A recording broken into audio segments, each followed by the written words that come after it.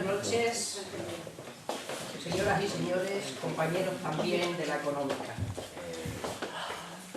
Ante la imposibilidad de que hoy estuviera entre nosotros don Carlos Fajardo Barrientos, secretario de esta institución y persona muy amiga del ponente, yo voy a procurar sustituirle en esta grata tarea de la presentación. Realmente el señor Galache es de sobra conocido por todos ustedes y por tanto mi actuación pues va a resultar muy breve. Simplemente recordar algunas de sus actividades dentro del campo de la política. Pero ante todo quiero decir que esta conferencia que el ponente en breve va a comenzar tiene hoy un matiz de originalidad, y es que ha tenido la delicadeza de traernos todo un muestrario de constituciones, algunas de ellas separadas de la Constitución actual, otras más antiguas. Es la Constitución de la Pepa, es un facsímil, de los cuales me acaba de decir ahora que no existen más que 2.000 ejemplares en todo el mundo. De manera que eso ya de por sí tiene un interés añadido a su exposición. Además quiero decirles, sobre todo a las mujeres que somos muy curiosas en esto, que se fijen en unas cajitas metálicas con un muy bonito relieve en bronce, que parecen polveras, sí, y lo son, pero son polveras que en su interior tienen la Constitución de 1812, perseguida por Fernando VII en la época del absolutismo. Las mujeres así, con un instrumento de coquetería, pasaban la Constitución para ser leída. Luego, cuando termine su exposición, pues acérquense porque verán que todo esto que le digo es de sumo interés y le tenemos que agradecer que sea portador de ello.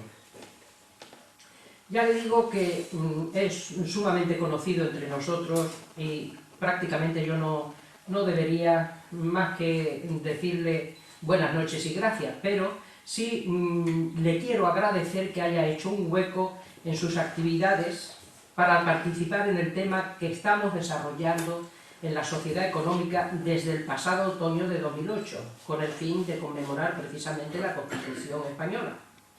Nos referimos a la etapa de la transición política. Esto se hizo el trimestre pasado, en cuyos actos han participado insignes figuras durante los meses de octubre, noviembre y diciembre. En cambio, en este trimestre, como no podía ser de otra forma, el tema propuesto era el estudio de la Constitución española, que representa la culminación de los esfuerzos y aspiraciones de todas las etapas anteriores. Pocas personas, desde luego, pueden disponer de mejor preparación para glosarla que el propio conferenciante, porque su vinculación a la política nacional le capacita para ello. Como todo extremeño orgulloso de serlo, es en esta provincia de Badajoz donde ha desarrollado su actividad profesional y también la política.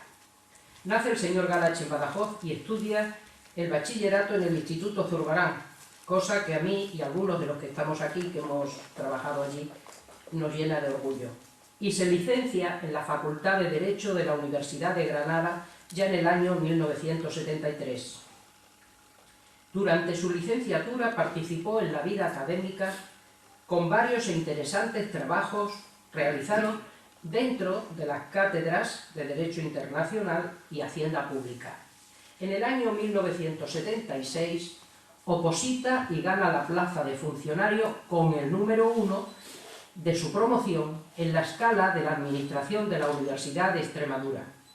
Desde esta fecha hasta 1985, en que pidió la excedencia del cuerpo de técnico laboral, ha realizado distintos cursos que le han permitido ir especializándose en informática jurídica, en un reciente y complicado mundo que es el de la base de datos documentales, y finalmente acceder al ámbito de la enseñanza media con la obtención del CAP.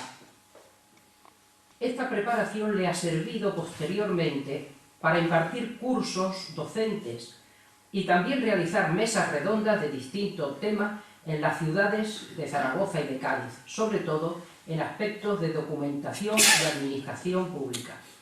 Su vida política la ha desarrollado primero entre los años 1986 a 1989, como senador electo por el Partido Socialista Obrero Español por la provincia de Badajoz. En el Senado, y debido a su profunda formación jurídica, actuó como vocal titular sobre asuntos de justicia, ejerciendo igualmente como secretario en la Comisión Mixta del Congreso y del Senado en temas como el de la igualdad de oportunidades de la mujer. Fue también elegido diputado por el mismo partido y por la provincia de Badajoz para un periodo que abarcó desde marzo de 2004 a enero de 2008. Varias fueron las interpelaciones y las actividades que realizó en el seno del Parlamento y que se encaminaron a asuntos de muy diverso tipo: beneficios y derechos de acceso al trabajo para personas discapacitadas, maltrato infantil, asistencia jurídica gratuita para personas que lo necesitaren y un largo etcétera sobre temas de gran calado social. En otra dirección también ejecutó trabajos y ponencias sobre los delitos con manipulación de explosivos y sus referencias en el Código Penal, o sobre las sociedades anónimas en el marco de la Comunidad Europea. Todos estos trabajos, como pueden ustedes suponer, son de una enorme actualidad.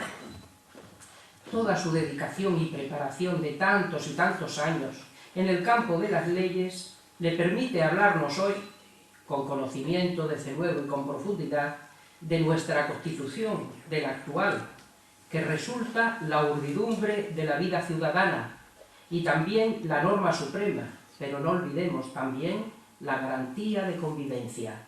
Le cedo la palabra a don José Luis Galache. Muchas gracias. Muchísimas gracias.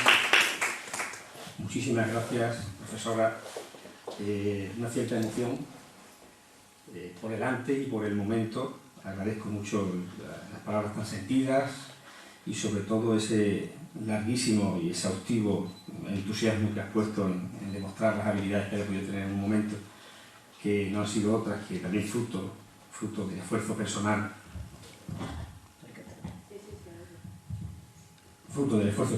y del aprovechamiento de las oportunidades.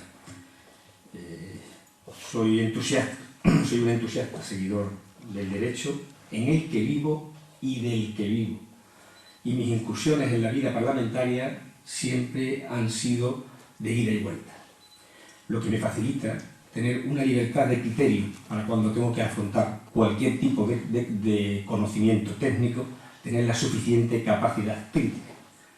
Muchísimas gracias por tu presentación, muchas gracias por haber enseñado la historia que mi hijo que lleva mi mismo nombre y ha estudiado mis mismos estudios sabe, y muchas gracias por esta sociedad económica que tiene esta inquietud, permítanme, tan hermosa y tan liberal, de que podamos tocar estos temas con esta profundidad y con esta tranquilidad que significa una entidad con la solera y el prestigio de la sociedad económica de nuestro país. Yo quisiera decir que el mundo tanto de la política como del derecho constitucional es un mundo en cierto sentido un tanto irónico, porque está muy parejo a la historia y hay muchas circunstancias y muchos momentos en que el aforismo de mudado el tiempo, mudado el pensamiento, es básico y fundamental, que es muy difícil no entender lo que es las transiciones políticas, los movimientos políticos, sin tener en cuenta, por ejemplo, que para algún gran político de la Restauración, cuando tuviese que hablar, dijera, eso no se hace nunca, no se hace jamás, acto seguido dice, por ahora. O sea, entendamos, nunca y jamás, por ahora. Con esta pequeña introducción yo quisiera iniciar mi también intervención en lo que se supone y significa el valor normativo de la Constitución y del Estatuto de Autonomía de Extremadura, haciendo las siguientes consideraciones. En primer lugar, me voy a ocupar muy brevemente de la introducción de lo que es la ejemplar transición política de la democracia en España. Hablaré de las señas de identidad del Estado porque están vivas, están perfectamente diseñadas, de las reglas jurídicas fundamentalmente de la Constitución y la ley, del Estado de las autonomías, el gran avance que ha supuesto en los 30 años de Constitución la consolidación del Estado de las autonomías, y ahí haré una excursión sobre el Estatuto extremeño. Me centraré, aunque lo haré con la mayor brevedad posible, en el núcleo del valor normativo de la Constitución, que no es otro que todo el inmenso catálogo de derechos de ciudadanía y de deberes. Traspasaré a la mayor velocidad posible la justicia en España para terminar ocupándome de la justicia constitucional y de lo que significa la intervención del Tribunal Constitucional en las grandes delegaciones políticas españolas, y terminar con algo tan candente como es la reforma constitucional, si es necesario, si no lo es, y también con la reforma de nuestro Estatuto de Autonomía de Extremadura. Y debo iniciar estas palabras, esta comparecencia, también agradeciendo a todos ustedes que estén aquí en esta tarde entre otoño y primavera, y a un tema como el de la Constitución que parece que ya todos conocemos, pero que sabemos que nunca ha sido así, mucho menos en estos últimos años. Y fundamentalmente porque la transición ha sido una excepción en nuestra transición política española, es una excepción, ya que transformó una legalidad vigente autoritaria para conseguir un régimen político enteramente democrático. Estamos hablando del año 1977 y 75, después de 75. Es lo que vino a llamarse como ruptura reformista o reforma rupturista. La transición española fue una excepción de paso de un régimen autoritario a uno democrático en nuestra historia. Pero hay algo más. Creo que hemos de celebrar en este introito que la transición española sea paradigma y reflejo para muchos pueblos que aspiran a incorporarse al concepto de países libres, esto es, países regidos por la democracia. Pero sin duda, los deseos de protagonismo, el recuperar la soberanía popular, el recuperar los valores que han sido siempre propios de la historia constitucional española, fueron realmente el motor de la transición en España. Y además, valiéndose de un arma tan fundamental como la ley, que no fue otra que la ley para la reforma política. Y también el genio de dos personas que han pasado y pasarán a la historia, el rey Juan Carlos y el presidente Adolfo Suárez, junto a una serie de personas de otros signos políticos y de otras latitudes que se prestaron, como no podía ser de otra manera, a que esa transición fuese histórica, pacífica y de todos los españoles. ¿Cuál fue la clave? La clave, como bien digo, la ley para la reforma política de 4 de enero del 77. Por ella, esta ley dota provisionalmente al país de órganos de representación verdaderamente democráticos. Y por primera vez aparecen como principios básicos del Estado el de la soberanía popular, el imperio de la ley, el reconocimiento y respeto de los derechos fundamentales e inviolables, la potestad legislativa exclusiva del Parlamento y la monarquía parlamentaria como forma de gobierno. En el nuevo diseño institucional destaca la figura del rey, concebida como jefe de Estado, que cuenta con poderes de relación y moderación, pero que no tiene efectiva capacidad de decisión política.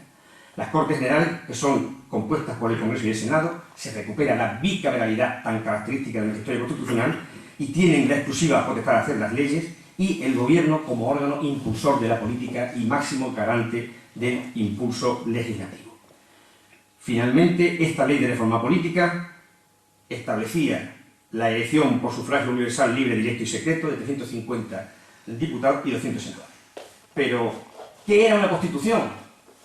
¿Qué veíamos o qué veían los ciudadanos españoles en 1977 y 1978 cuando hablábamos de que había que hacer una constitución para España? Contaban mis admirados profesores de Derecho Político Constitucional, don Francisco Murillo Ferrol, ya fallecido desgraciadamente, y don Manuel Ramírez Jiménez, catedrático aún en Zaragoza, que en cierta ocasión le habían preguntado a una persona, literalmente, si sabía tocar el violín. Y el hombre, innegablemente optimista, respondió: pues mire usted, no puedo decirle porque no lo he probado nunca.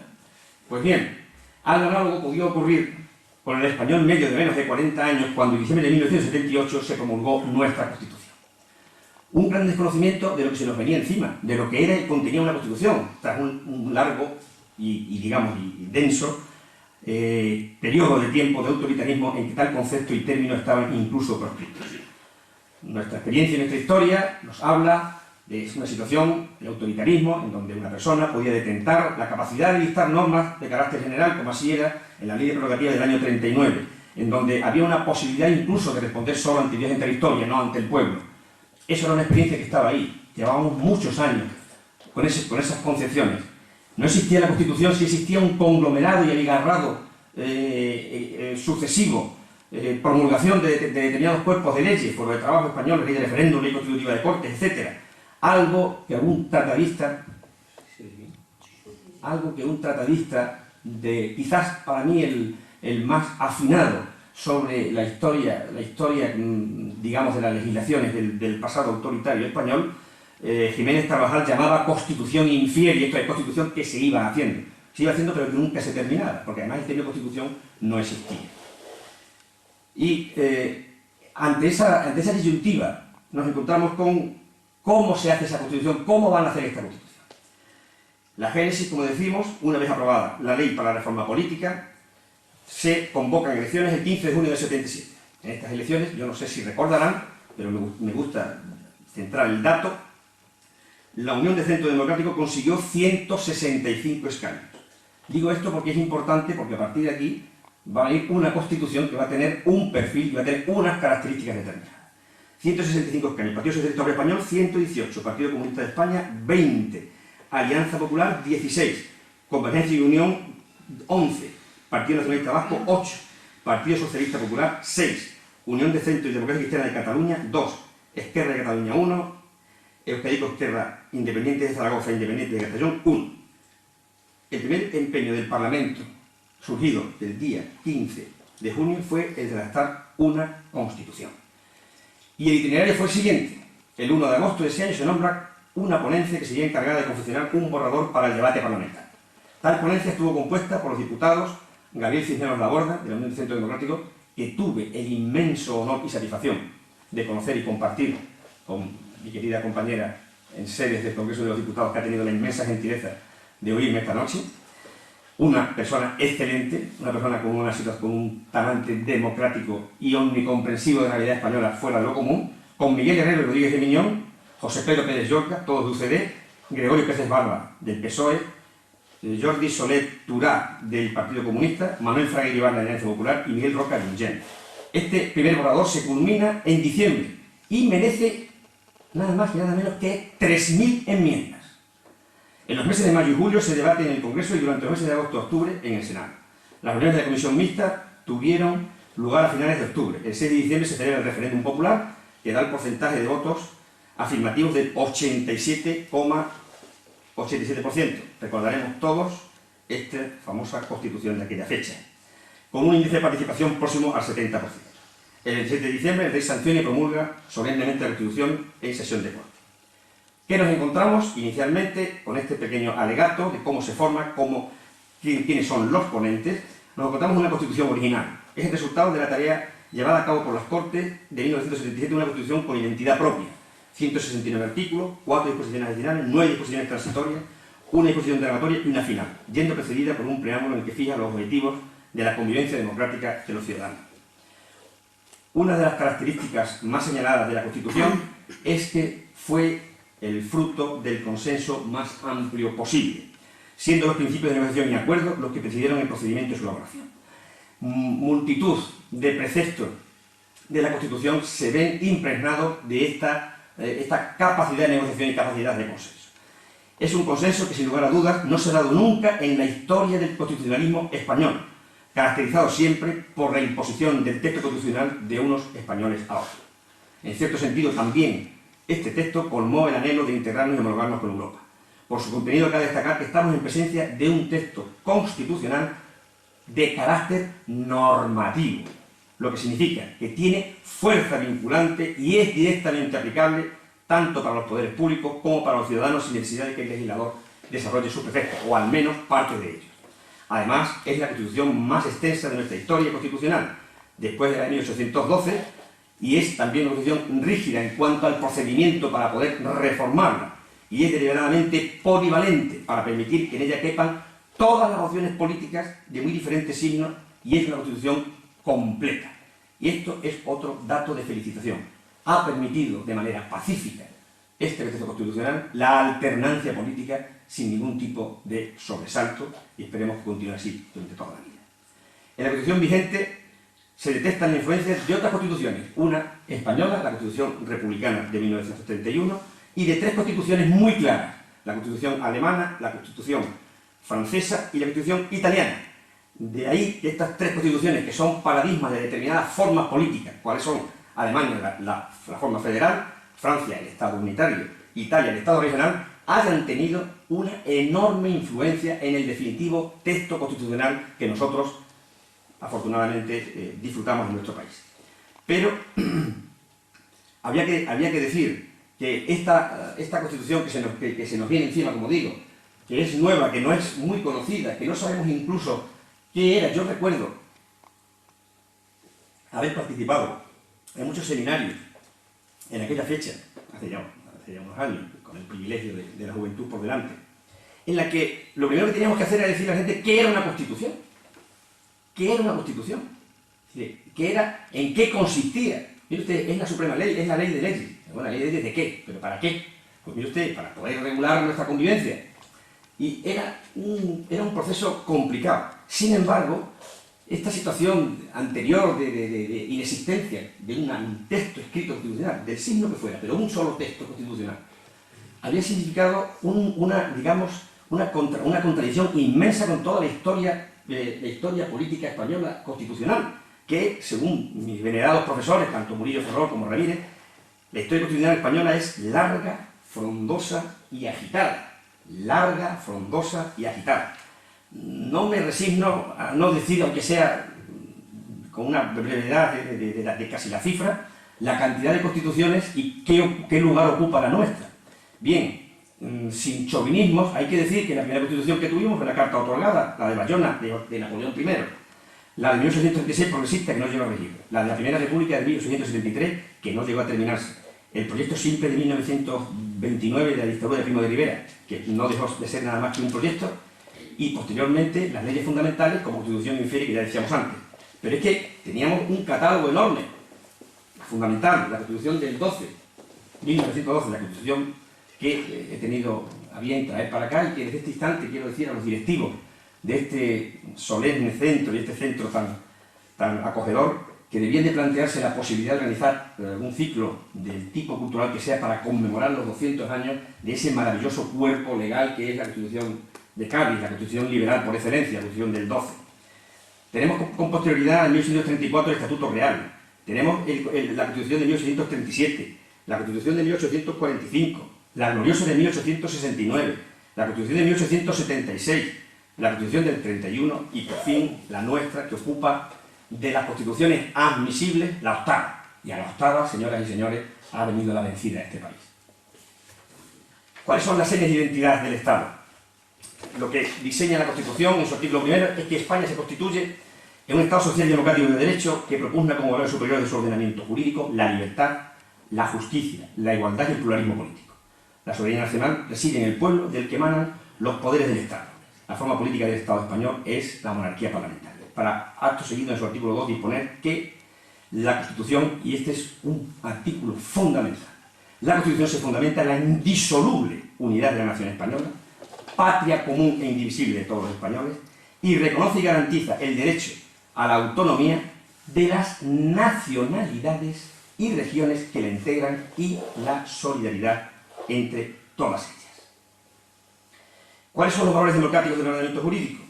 Para que no hubiera ninguna duda, el constituyente español enumeró en el primero de sus preceptos lo que entiende como valores superiores del ordenamiento jurídico: libertad, justicia, igualdad y el pluralismo político. Esos son los valores que se perfilan como los ideales de nuestra comunidad humana, que han decidido exigir sus máximos objetivos de desarrollo, y por eso el Estado que se constituye lo tiene como horizonte utópico y en tal sentido se convierten en guía. Descansan en la idea humana de respeto a la dignidad de la persona y así legitiman a la propia Constitución. Estos valores son la base de la organización democrática que nos damos los españoles a partir del 78 y contribuyen a fortalecer la idea de que el fundamento del orden político contenido en el artículo 10 de la Constitución es la dignidad de la persona, los derechos individuales que son inherentes, el libre desarrollo de la personalidad, el respeto a la ley y a los derechos del animal. Junto a esto, el Estado Social y Democrático de Derecho, una figura que, como bien sabemos, se ha ido transformando desde su inicio doctrinal en la Revolución Francesa de 1789, no es solo Estado democrático, es Estado social y democrático de derecho, respeto a la ley profundizar en la defensa social y tener como referencia del Estado siempre la soberanía popular.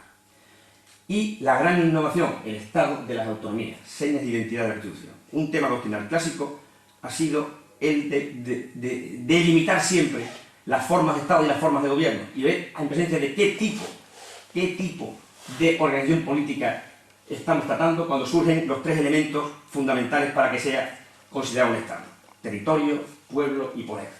Y entonces sabemos comúnmente que hoy en día la doctrina habla de Estado unitario, Estado federal y Estado regional. Son las tres modalidades. ¿En dónde está nuestro modelo constitucional?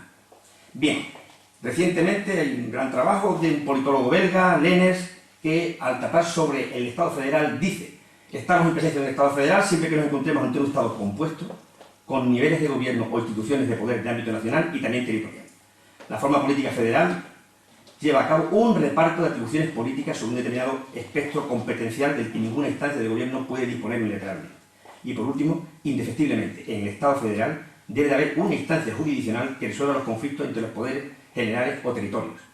Si abrazamos este canon, estas tres consideraciones, habría que decir que nuestra Constitución diseña un Estado federal. Pero ojo, vayamos por partes. Vamos a hacer una primera disquisición, que yo me la he planteado en muchas ocasiones. Vamos a distinguir inicialmente el Estado federal de esa sombra que muchas veces penetra en las ideas políticas, que es el denominado Estado confederal. El Estado confederal no puede presentarse como una profundización del sistema federal, antes al contrario. No es como el Estado federal la percepción del Estado regional. El Estado confederal destruye y niega el modelo federal. No es más federalismo, sino lo contrario. Quedémonos con esta única base para desterrar que haya alguna posibilidad de que hablemos de confederación en el seno jurídico y en el proyecto político de nuestra Constitución en España. La confederación no es un Estado compuesto, un modo de reforzar su unidad política, sino un compuesto de Estados, una unión política débil y por esencia inestable y pasajera de Estados. Es una forma política en movimiento por la que se pasa o bien a la federación o bien a la independencia. Dos casos: la Confederación Americana en el siglo XVIII, la Confederación Soviética en el siglo XX. Por tanto, ¿en presencia de qué estamos? Pues estamos en presencia de un sistema que tiene su propio perfil, que participa del Estado unitario, que participa del Estado regional y que participa del Estado federal. ¿Y hacia qué caminamos? Bien, el modelo territorial de la Constitución del 78 contiene elementos de estos tres modelos teóricos que manifiestan una clara inclinación práctica hacia uno de ellos, el federalismo. El Consejo Constituyente lleva a los partidos políticos a no establecer un modelo rígido y cerrado de distribución territorial del poder político, permitiendo al legislador una definición más precisa. Por tanto, el modelo territorial del Estado que la Constitución perfila no es propio ni de un Estado unitario, ni de un Estado federal, ni de un Estado regional. Tiene carácter abierto y contiene elementos de todos ellos, aunque su evolución pueda apuntar al sistema federal. Si hacemos un análisis básico de lo que ha dicho el Tribunal Constitucional sobre esta materia, encontraremos argumentos de distinta naturaleza para afirmar que nuestra Constitución configura un modelo territorial que es mezcla de los tres teóricos antes mencionados. Por eso es muy acertado hablar de Estado autonómico o Estado de las autonomías, que son expresiones que ganaron fortuna en la transición. Y además, ahora ya es momento de despejar una incógnita del constituyente.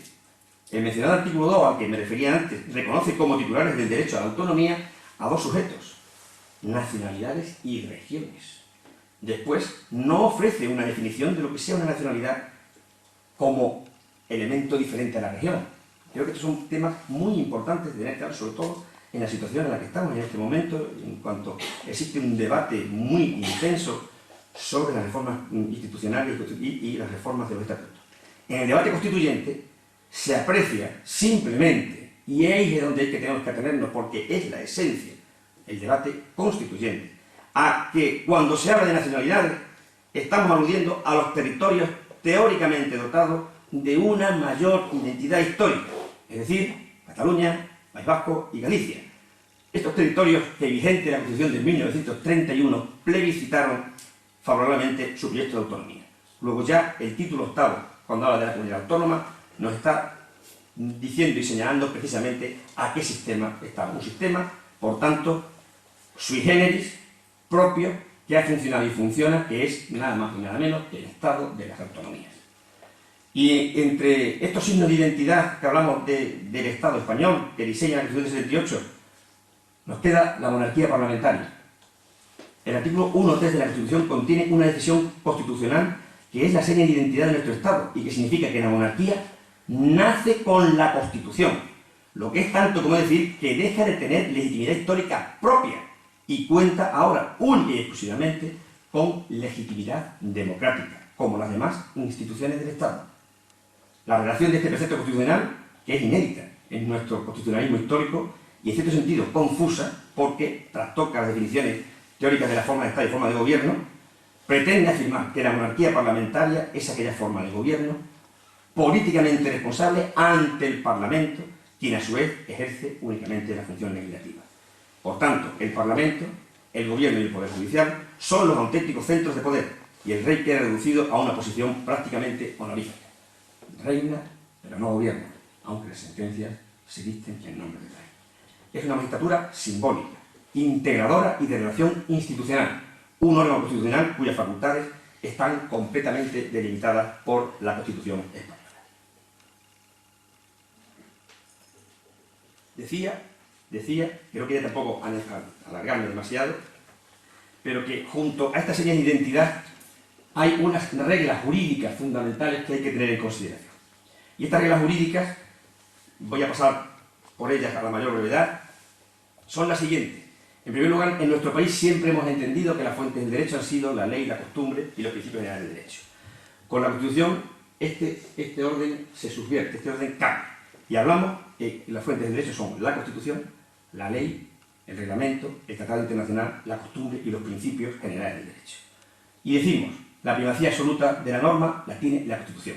La Constitución es la norma de las normas, es la gran norma, la que ocupa la cúspide por encima de todo. La Constitución tiene la primacía de tal forma y manera que en determinadas cuestiones no puede ser ni tocada ni alterada y cualquier inmisión en esa decisión anticonstitucional es automáticamente rechazada y apartada del ordenamiento jurídico por el Tribunal Constitucional. Junto a esta gran norma o norma fundamental, la Constitución, existen otra serie de leyes que pueden ser estatales o autonómicas y según su naturaleza, ordinarias, orgánicas, decretos legislativos.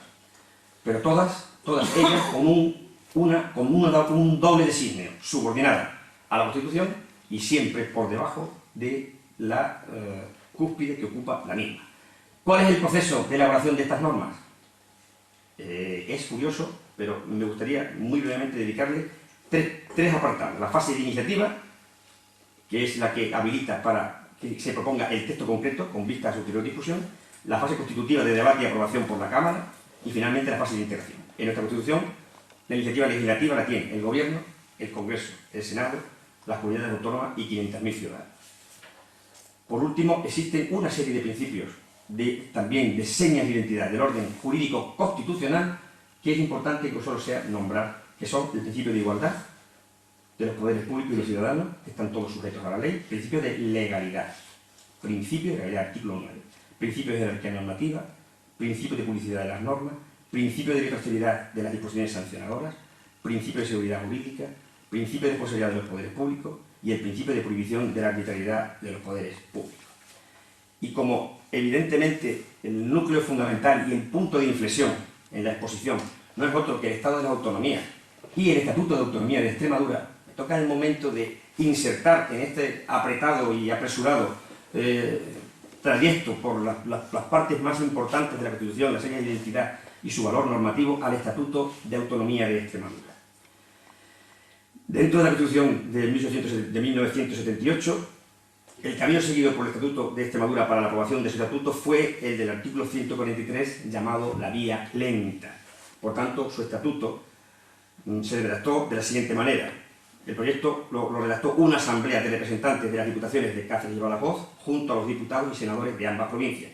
Pensemos que esto era evidentemente algo absolutamente inédito, como ahora veremos.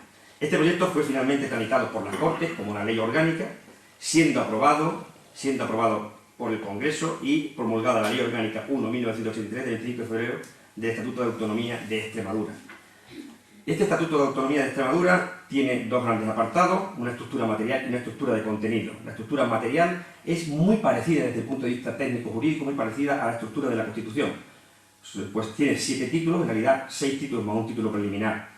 Y sus contenidos, hay tres apartados fundamentales. Los principios generales y su competencia, que se recogen en el título preliminar del primero, que son fundamentalmente acogimiento de los principios fundamentales que tiene la Constitución, un catálogo de competencias relacionadas con infraestructuras, patrimonio artístico, servicios públicos, etc. Después, instituciones, destacando fundamentalmente 3, como todos sabemos: la Asamblea, el Presidente de la Comunidad y la Junta, el Gobierno de la Junta. Después, las funciones que tiene la Asamblea con respecto a la economía, y después termina el estatuto que es en cierto sentido breve, con el procedimiento para su reforma, que también es sencillo, tiene únicamente 2 artículos. La iniciativa de reforma la pueden hacer 3 instituciones, 2 autonómicas, la Junta de Extremadura y la Asamblea de Extremadura, y una central, las Cortes Generales. Pero a mí me interesaría, en esta, digamos, extensa exposición normativa y jurídica, llegar al pálpito de lo que ha supuesto en Extremadura la existencia por primera vez en la historia no ya de un estatuto de autonomía, sino la capacidad de sentirse protagonista. Y yo me he preguntado, ¿qué ha sido lo más importante que ha traído la Constitución de 1978 a Extremadura? Sin duda, la autonomía. Sin duda, por encima de todo, la autonomía. No es momento de hacer disquisiciones, si se ha podido hacer más, se ha podido llegar más lejos, más cerca, qué forma se han utilizado, qué sistemas, qué procedimientos, quiénes han estado detrás de todo ello. Pero lo primero de todo, la gran aportación que hace la Constitución del 78 a Extremadura es dotarnos de la autonomía. Darnos a los extremeños por primera vez en la historia de nuestro propio estatuto de autonomía y comenzar a homologarnos con el resto de regiones y territorios de España, a igualarnos con las restantes comunidades autónomas. Es cierto que nuestra comunidad carece de problema identitario, ni es antigua, ni es excluyente, ni es contra nadie. Hay algún remoto antecedente en 1808, cuando se crea una Junta de Defensa contra el invasor francés, y hasta en el 1812, que fuimos y firmamos en esa Constitución como la provincia de Extremadura, tampoco hemos tenido un protagonismo excesivo. Sí, a partir del decreto de provincias de 30 de noviembre de 1833 de Javier de Burgos, donde por primera vez se sienta que Badajoz y Cáceres conforman Extremadura. Pero de ahí venimos. Pero ahora somos protagonistas, en cierto sentido, por no decir en todos los sentidos, de nuestra historia, y esto indudablemente es debido a la autonomía y la Constitución española. Pero aparte de este planteamiento teórico y de este ensalzamiento del pensamiento, ¿qué ha supuesto para los ciudadanos extremeños?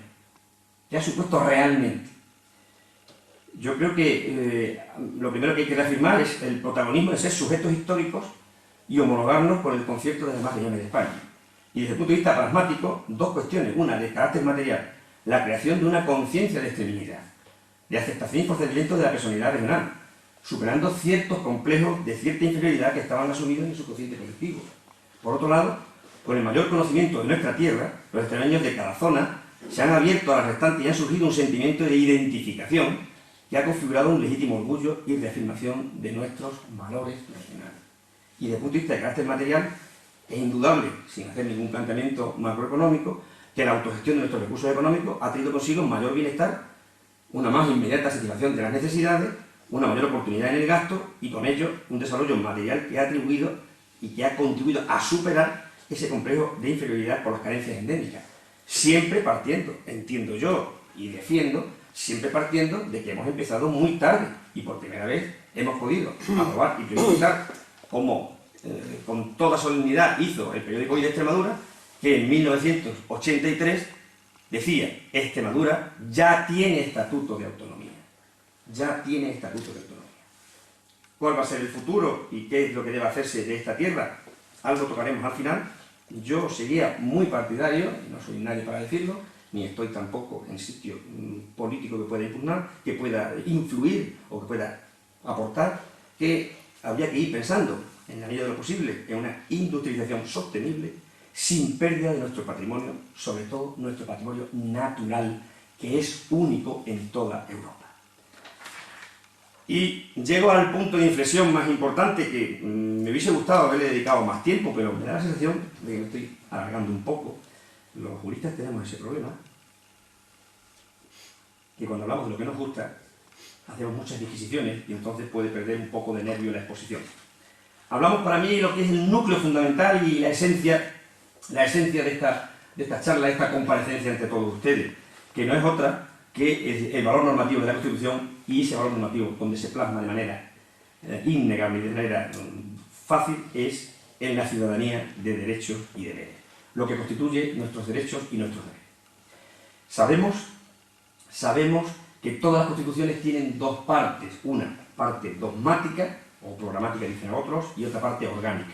La dogmática es la que se ocupa de los derechos y libertades fundamentales, y la dogmática y la orgánica es lo más relativo a la institución. Pues bien, yo quisiera, para señalar que la esencia y la importancia y la trascendencia de nuestra Constitución, el catálogo de la ciudadanía de derechos, y fundamentalmente detenerme, aunque solo sea de pasada, en los derechos más importantes. Y para ello me he permitido hacer una diferenciación. Y en principio, en función de lo que la misma Constitución establece, que es la protección que esos derechos se les dispensa en el ordenamiento jurídico, hago la siguiente diferenciación. En primer lugar, los derechos humanos fundamentales. Por primera vez la Constitución de 78 recoge el catálogo más extenso, minucioso y detallado de los derechos humanos fundamentales de todos los españoles. Empezando, y voy a hacer una simple alusión por el derecho a la vida del artículo 15 de la Constitución, el derecho a la integridad física y moral, proscribiendo cualquier tipo de tratamiento inhumano o degradante. El derecho a la libertad ideológica, religiosa y de culto de los individuos, que precisamente supera, el artículo 16 de la Constitución supera una vieja y gran polémica de altar, estado, altar, o trono y altar. Se establece la libertad religiosa, se establece el principio de confesionalidad, y en el año 2001 el Tribunal Constitucional sentencia que el párrafo tercero del artículo 16 de la Constitución centra el sentido de laicidad del Estado español como un sentido de laicidad positiva, esto es, de colaboración con todas las confesiones y en especial con la confesión religiosa mayoritaria. El derecho a la libertad y a la seguridad personal, el derecho al honor que habría que hablar con bastante extensión, pero que no es propio de esta enumeración, porque muchas veces aquí se ha pasado de una época en la que no era posible articular cualquier tipo de comentario a que ahora mismo cualquier cosa valga y cueste un mundo intentar restablecer ese honor. Pero lo que es evidente y real que es un derecho fundamental y que hay que seguir defendiendo siempre la pureza del mismo. De la misma manera que es fundamental el artículo 18 el derecho a la intimidad personal y familiar, el derecho al secreto de las comunicaciones, en especial las postales, telegráficas y telefónicas, que únicamente puede ser suspendido por solución motivada y ponderada por la autoridad judicial. El derecho a la propia imagen, tan deteriorado hoy en día, está perfectamente recogido y protegido directamente por el ordenamiento jurídico constitucional. El derecho a elegir la residencia y a circular por el territorio nacional. El derecho a expresar y difundir libremente los pensamientos e ideas. El derecho a comunicar información veraz por cualquier medio de difusión. Ojo, este derecho son titulares el ciudadano, el medio de comunicación y el periodista. Y también el derecho a recibir información veraz que tiene el ciudadano en particular y la colectividad en general. El derecho a reunión pacífica y sin armas. El derecho de asociación. El derecho a participar en asuntos públicos. El derecho a acceder en condiciones de igualdad a las funciones y cargos públicos. Son todos el catálogo de derechos fundamentales. El derecho a la tutela judicial efectiva de jueces y tribunales. Sin lugar a dudas, este sería el derecho que me ocuparía varios días, pero evidentemente no es el caso. Pero es el artículo 24 de la Constitución ha supuesto la más, y entiéndase revolución en el mejor término posible, la más amplia revolución de todos nuestros derechos, de nuestro derecho en general y del derecho penal en particular. Presunción de inocencia, juez predeterminado por la ley, tutela judicial efectiva, resoluciones motivadas, resoluciones fundadas, principio de legalidad, todo ello condensado en ese derecho que se llama a la tutela judicial efectiva, auténticamente revolucionario. Derecho a la legalidad en materia sancionadora, que nadie pueda ser sancionado por una conducta que en el momento de producirse el hecho no era delictiva. Derecho a la educación, libertad de enseñanza, derecho a sindicarse libremente, derecho de huelga. Miren lo que dice la Constitución del derecho de huelga, artículo 28.2. derecho de huelga de los trabajadores por cuenta ajena para la defensa de sus intereses, que consiste en la facultad de cesar temporalmente y concertadamente en su actividad laboral que tienen, dejando en suspenso el contrato de trabajo con la finalidad de presionar a sus patronos o empresarios para la consecución de mejora en las condiciones laborales. Esto no lo detentan ni lo ostentan los jueces. El derecho de petición individual y colectiva. Y la interpretación de todos estos derechos fundamentales tiene que examinarse desde dos perspectivas. Una, el favor libertad que se dice, o sea, la forma más amplia, más progresista posible para su plena efectividad, y el derecho y la conformidad con los tratados internacionales, que todos los derechos fundamentales siempre tienen que verse proyectados con los tratados internacionales firmados por España. ¿Cuáles son los derechos humanos no fundamentales? También tenemos el artículo 30 y 38 de la Constitución, los enumera, y no son baladíes. Derecho a la objeción de conciencia, artículo 30. El derecho que tiene el hombre y la mujer a contraer matrimonio, en cierto sentido hoy pendiente de resolución y en una cierta conflictividad constitucional. Derecho a la propiedad privada de la herencia, derechos laborales, derecho a la colegiación profesional, libertad de empresa. Pero luego existen otro tipo de derechos, que ya son los últimos, ya no los voy a cansar más, que es los derechos de la tercera generación, que son los económicos y sociales, que se recogen en el artículo 39 a 52, bajo la denominación de principios rectores de la política económica y social. Y son también de gran importancia. Derecho a la protección integral de la familia, artículo 39, en el bien entendido que a falta de una definición de familia, ha de estarse al concepto social de la misma en cada tiempo y lugar. El derecho a la protección integral de los hijos, iguales todos ante la ley. El derecho de los trabajadores a su protección. El derecho a la protección a la salud y el derecho de acceso a la cultura. El derecho al medio ambiente, que es el prototipo de derecho de tercera generación.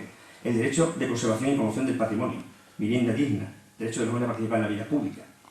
Derecho de defensa de consumidor y usuario. Y luego, claro, lógicamente nuestra Constitución, que tiene este valor normativo con el que les vengo acuciando, tiene también una contraposición. Los ciudadanos tienen unos deberes constitucionales. Esta es toda la gama de derechos fundamentales y no fundamentales y derechos sociales, o de tercera y cuarta generación. Pero también hay unos deberes constitucionales importantes, donde se refleja también este valor normativo de la Constitución. Y estos deberes constitucionales son de tres grandes grupos. Por un lado, los que se fijan por interés general del Estado, aquellos otros que buscan proteger determinados derechos y los que imponen una obligación de naturaleza procesal.